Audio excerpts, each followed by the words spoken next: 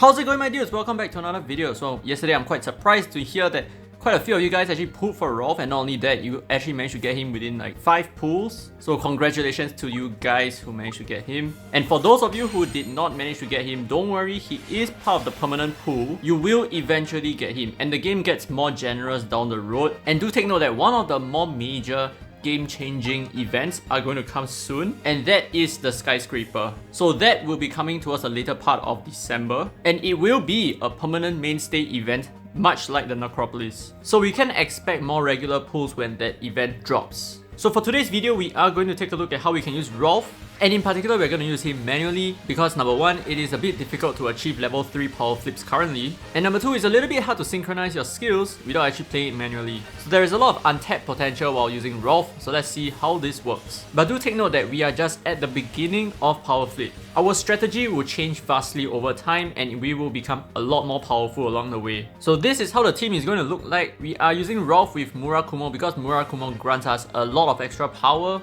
when the boss is down. So that's the first thing that we are going to take note of. We have to wait till the boss is down before we use Rolf's skill, and the moment Rolf's skill goes, we're going to go ahead with the rest of the chain. So second unit that we have is going to be a combination of Noen and Shroombo.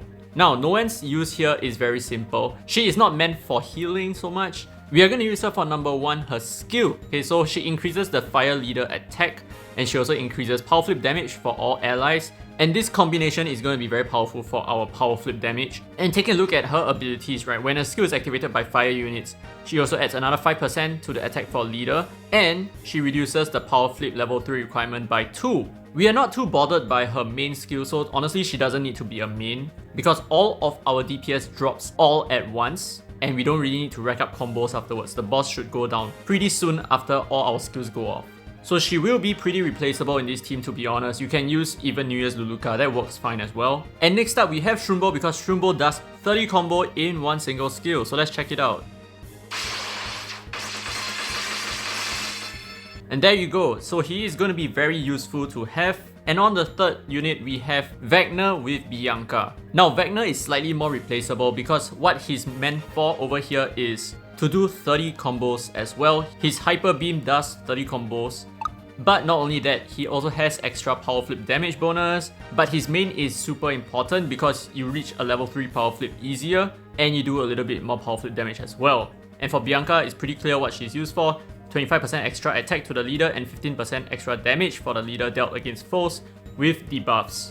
As for our armaments, yes, we are going to be using Maltet because we can. Rolf himself activates Maltet on his own, and we are definitely going to be using the Golem Spear and the Golem Fist, self-explanatory. As for the weapon cost, we do not need all these weapon costs that I'm using. In fact, I'm using a completely wrong weapon cost set, but that's because it's too expensive for me to change out. So I'm not going to do that. But optimally, you might want to consider using the Golem Fist or the Golem Spear as your weapon cost.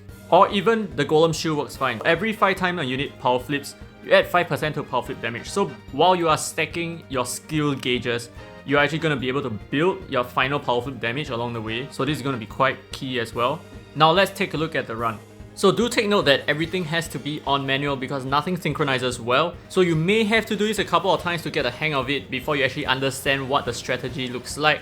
And therefore, that also means that the beginning of the run itself is going to be super boring. You're just going to be bouncing a lot. And in fact, what your objective is supposed to be is to bounce as much as possible, hit the flippers as much as you can, do as many power flips as you can, and to stay alive as well. So when the boss uses his AoE, try to get away from it so that you can survive. Because we're not going to be relying on Noen, we're not going to be relying on Jin to stay alive, because we need to reserve their skills towards the end. And as I said before, this team improves a lot along the way as we get hold of characters such as Beretta and Sarah and Christmas Bianca, because these characters push our skill gauge early on, well, at least Sarah and Bianca, so we can drop our skill combos a lot sooner.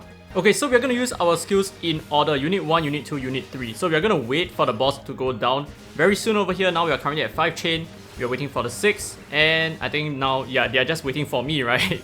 But we're going to go ahead with the 6 chain combo. Bam, the boss goes down, we are going to use Rolf, and then we're going to follow up immediately with Shroombo to rack up 30 combo and get a level 3 power flip. And here's the fun but difficult part. The moment we hit the level 3 power flip, we have to use Wagner to stick to the boss so that we stack all the DPS that the power flip does on the boss. So as you can see, we actually managed to do 16 million damage from one level 3 power flip. and then we're gonna go ahead. As soon as Vecna goes off, we have another 30 combo to do another level 3 power flip. While we won't be able to stick our character to the boss this time, we are still gonna do a lot of damage. And from here on, we are just gonna be able to stack a lot of power flips along the way. And in fact, as long as we hit our level 2 power flip right, we can do it perpetually.